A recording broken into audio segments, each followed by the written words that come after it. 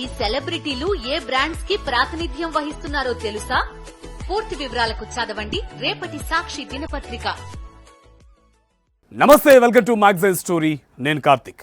తెలంగాణ గట్టు మీద jumping జపాంగ్ episode మలుపుల మీద మలుపులు తిరుగుతుంది. ఇప్పటిదాకా పార్టీ ఎమ్మెల్యేలను కాపాడుకోవడం ఎలా అని బీఆర్ఎస్ కింద మీద పడుతుంటే మరికొద్ది రోజుల్లో బీఆర్ఎస్ ఖాళీ అయిపోతుందంటూ కాంగ్రెస్ జోస్యం చెబుతూ వచ్చింది. ఖాళీ అవడం అంటే ఏం లేదు, రాత్రికి రాత్రి బీఆర్ఎస్ ఎమ్మెల్యే కారు దిగిపోతాడు, గోపిగా మారి గోడ దూకేస్తాడు. ఇప్పటిదాకా 10 మంది బీఆర్ఎస్ ఎమ్మెల్యేలు కాంగ్రెస్ కండువాలు వేసుకుంది ఇలానే. ప్రజలు తీర్పుని అపహాస్యం చేస్తూ పార్టీ కండువా మార్చడానికి నేతలు తహతహలాడుతున్నారు.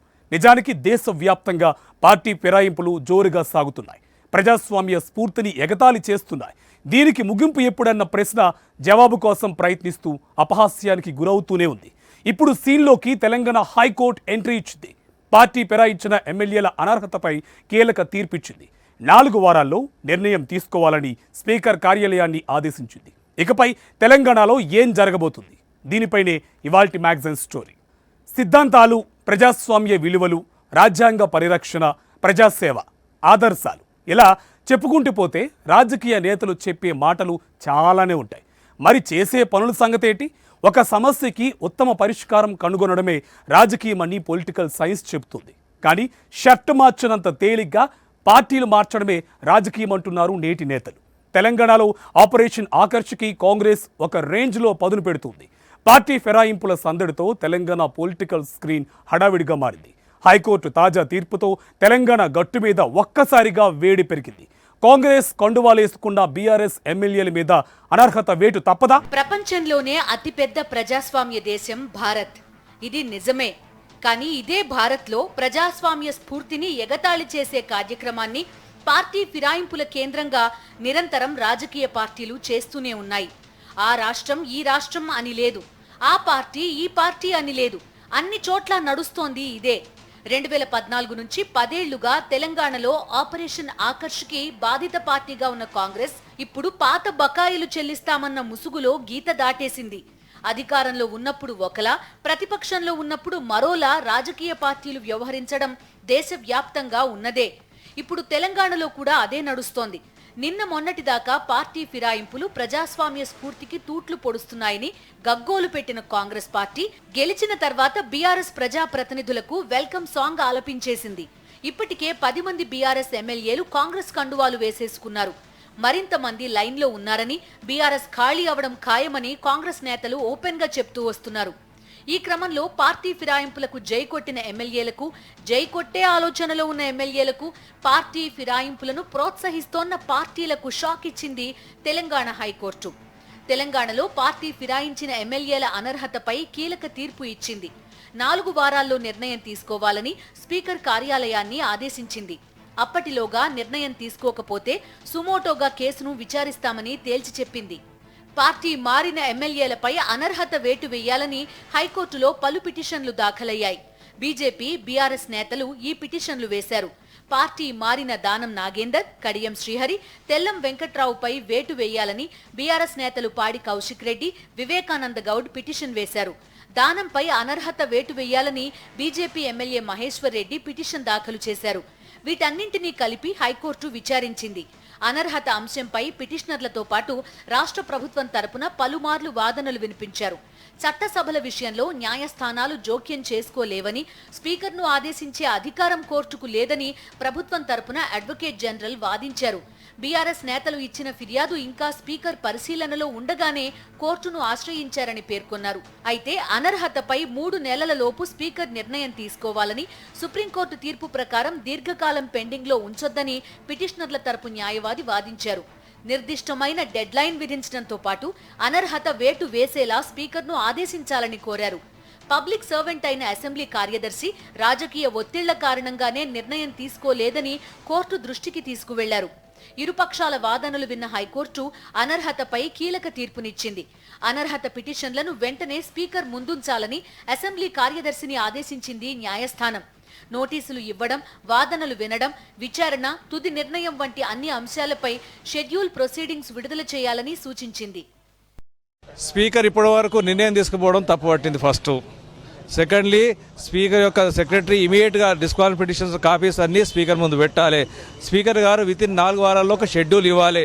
ఎన్ని రోజుల్లో అతను డిసైడ్ చేస్తాడు, ఏ విధంగా ప్రొసీడ్ అవుతాడని ఒక డిసిషన్ను హైకోర్టు కూడా కమ్యూనికేట్ చేయాలి. కమ్యూనికేట్ చేయకుంటే మళ్ళీ హైకోర్టు సూమోటుగా కేసును తీసుకుంటా అని చెప్పింది. ఈ యొక్క ఆర్డరు అన్ని డిస్క్వాలిఫికేషన్ వర్తిస్తుండండి.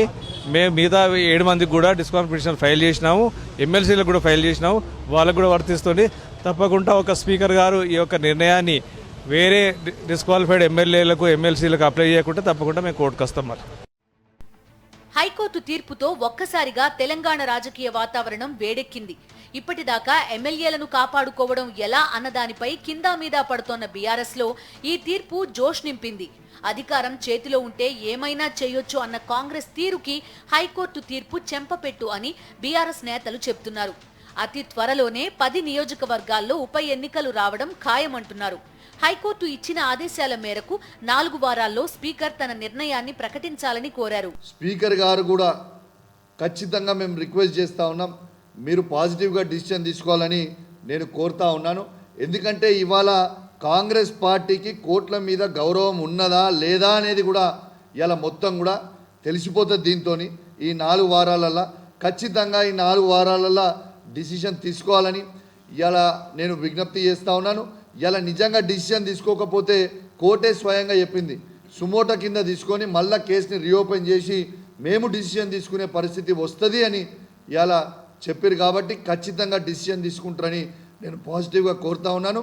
ఖచ్చితంగా నేను చెప్తా ఉన్నాను, పార్టీ మారిన 10 ఎమ్మెల్యేలకు చెప్తా ఉన్నాను, 101% మీ నియోజకవర్గాలలో బై ఎలక్షన్లు రావడం ఖాయం ఖాయం ఖాయం.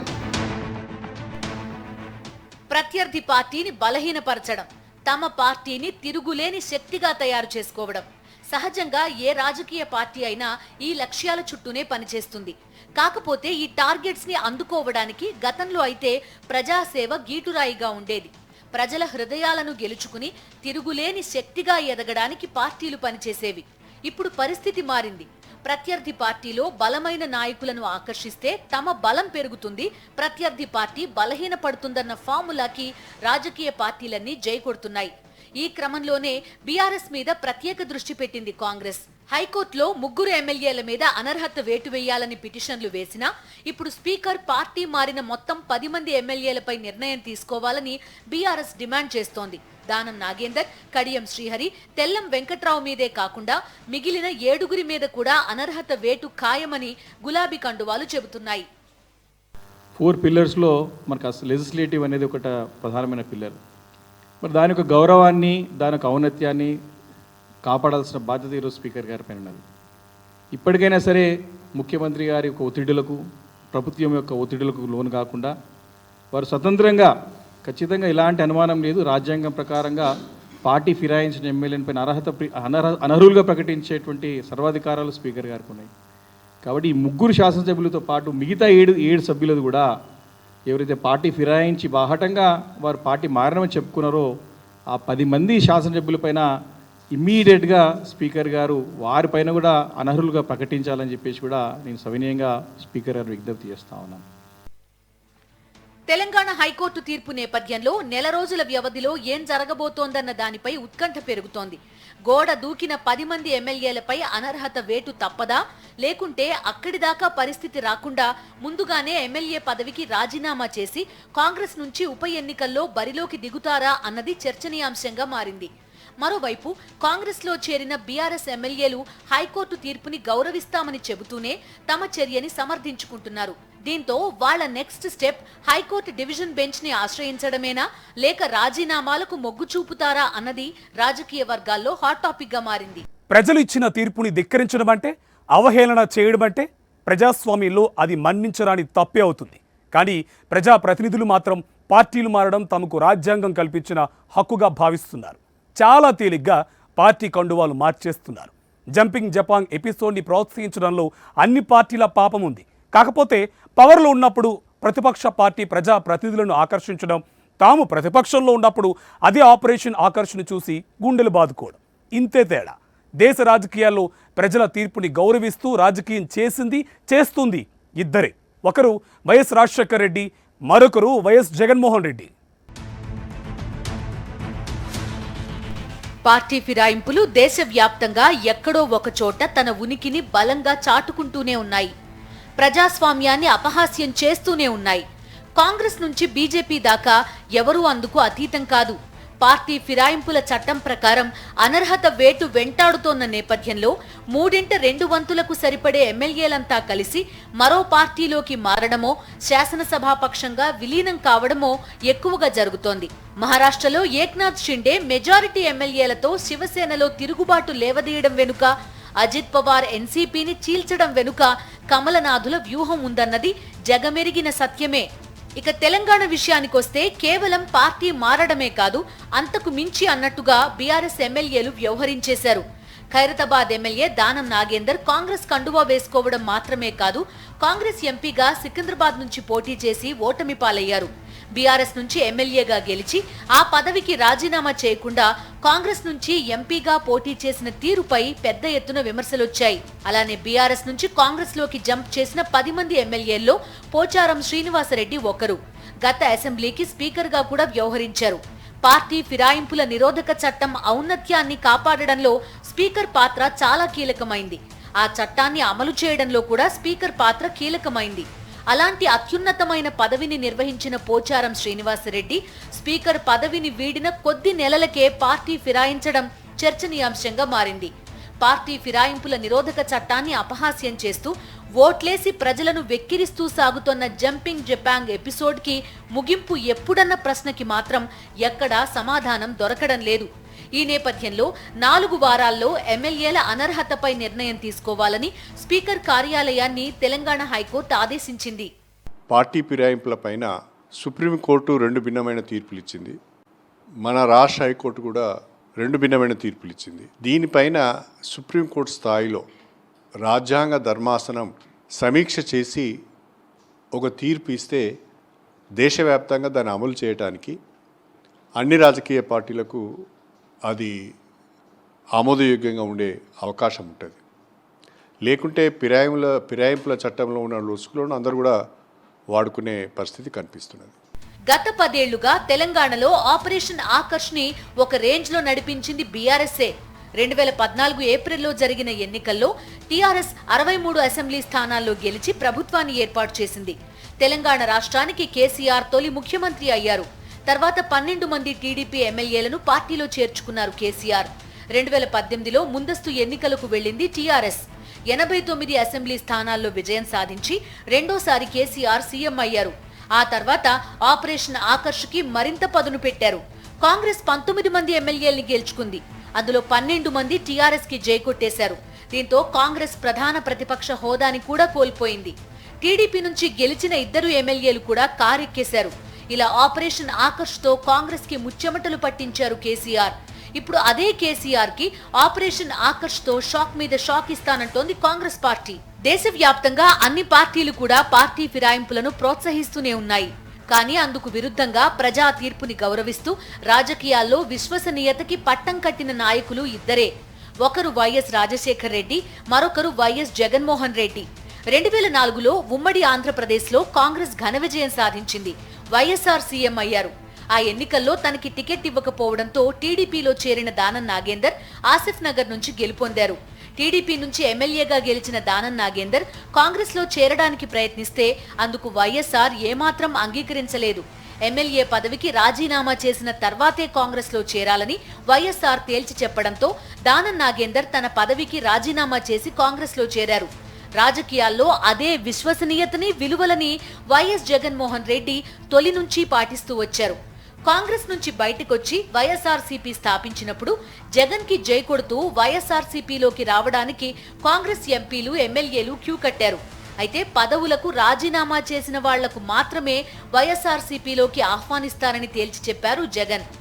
దాంతో నాడు 18 మంది ఎమ్మెల్యేలు, 1 ఎంపీ కాంగ్రెస్ పార్టీకి తమ పదవులకు రాజీనామా చేసి వైఎస్ఆర్సీపీలో చేరారు. 2014 ఎన్నికల్లో టీడీపీ విజయం సాధించింది. ప్రజల్లో వైఎస్ఆర్సీపీకి పెరుగుతోన్న ఆదరణ చూసి సహించలేక 23 మంది వైఎస్ఆర్సీపీ ఎమ్మెల్యేలను సంతలో పశువుల్ని కొన్నట్టు కొనేశారు చంద్రబాబు. ఆ తర్వాత 2019లో జరిగిన ఎన్నికల్లో వైఎస్ఆర్సీపీ ఘన విజయం సాధించి జగన్ సీఎం అయ్యారు. 23 మంది ఎమ్మెల్యేలకే పరిమితమైంది టీడీపీ. చాలా మంది టీడీపీ ఎమ్మెల్యేలు వైఎస్ఆర్సీపీ కండువా వేసుకోవడానికి రెడీ అయినా పార్టీ ఫిరాయింపులను జగన్ ప్రోత్సహించలేదు. చంద్రబాబు తరహాలో వ్యవహరించలేదు.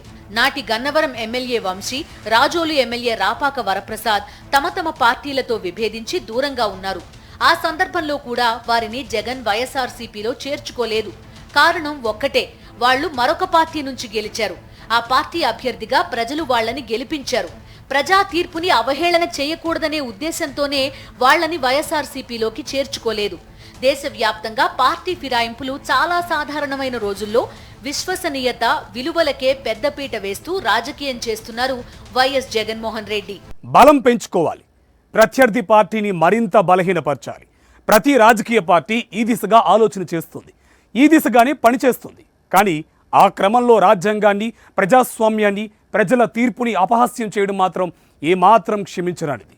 పార్టీ ఫిరాయింపులను అడ్డుకోవడానికి దేశంలో చాలా ప్రయత్నాలే జరిగాయి.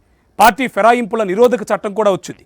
దాన్ని కూడా కట్టుదిట్టం చేసే ప్రయత్నాలు జరిగాయి. అయినా సరే దేశవ్యాప్తంగా జంపింగ్ జపాంగ్ ఎపిసోడ్ మాత్రం కొనసాగుతూనే ఉంది. పార్టీ ఫిరాయింపులను అడ్డుకోవడానికి ఏం చేయాలి, ఏం చేస్తే ఓటర్ల తీర్పుని అగౌరవపరిచే చర్యలకు ముగింపు పడుతుంది, ఏం చేస్తే అతిపెద్ద ప్రజాస్వామ్య దేశంలో ప్రజాస్వామ్య స్ఫూర్తి అవహేళన కాకుండా ఉంటుంది. పార్టీలు మారడం, మంత్రి పదవి రాకపోతే పార్టీ మారడం, ప్రతిపక్షంలో కూర్చోవడం ఇష్టం లేక పార్టీ మారడం, అధికారమే పరమావధిగా ప్రజాస్వామ్యాన్ని అవహేళన చేస్తూ పార్టీలు మారడం. దేశవ్యాప్తంగా ఈ ధోరణి విపరీతంగా పెరిగిపోతోంది. వీటిని అరికట్టేందుకు, ఎన్నికైన ప్రభుత్వాలకు స్థిరత్వాన్ని చేకూర్చేందుకు పార్టీ ఫిరాయింపుల నిరోధక చట్టాన్ని తీసుకొచ్చినా పరిస్థితిలో పెద్దగా మార్పు రావడం లేదు. అనర్హత వేటు భయం కూడా పెద్దగా నేతలను వెంటాడడం లేదు. 1967లో హర్యానాలో కాంగ్రెస్ పార్టీకి చెందిన గయాలాల్ అనే శాసనసభ్యుడు ఒకే రోజులో 2 రాజకీయ పార్టీలు మారారు. 15 రోజుల్లో 3 రాజకీయ పార్టీలు మారారు. దీన్ని ఆధారంగా చేసుకునే పార్టీ ఫిరాయించే నేతలను ఆయారాం, గయారాం అని వ్యాఖ్యానించే సంస్కృతి వచ్చింది. 1985లో నాటి రాజీవ్ గాంధీ ప్రభుత్వం పార్టీ ఫిరాయింపులను నియంత్రించే లక్ష్యంతో 52వ రాజ్యాంగ సవరణ చట్టం ద్వారా రాజ్యాంగానికి 10వ షెడ్యూల్ని చేర్చి దానిలో పార్టీ ఫిరాయింపుల నిరోధక చట్టాన్ని వివరించింది.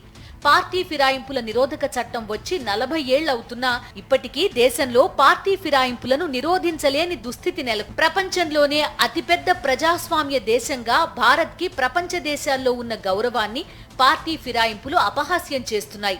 అందుకే పార్టీ ఫిరాయించే ప్రజాప్రతినిధుల విషయంలో మరింత కఠినంగా వ్యవహరించడానికి పార్టీ ఫిరాయింపుల నిరోధక చట్టానికి వాజ్పేయి హయాంలో మరిన్ని సవరణలు చేశారు.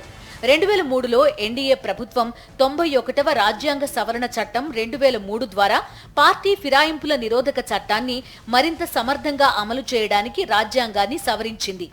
ఇది 2004 నుంచి అమల్లోకి వచ్చింది. అయినా పరిస్థితిలో మార్పు లేదు.